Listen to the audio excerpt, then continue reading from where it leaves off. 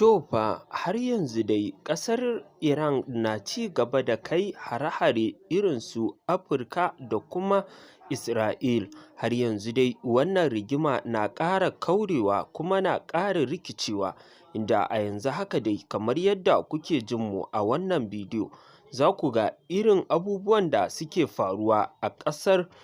Iran da kuma Rasha da kuma Ukraine. To masu sauraro, kada ku sha'afa, har yanzu dai muna nan muna kawo muku irin ƙalubalen da ake fuskanta a ƙasashe guda uku, inda Iran har yanzu na ƙara ci gaba da baza wuta wajen cewa sai ta kawo ƙarshen maƙiyanta a cikin waƴannan ƙasashe guda uku.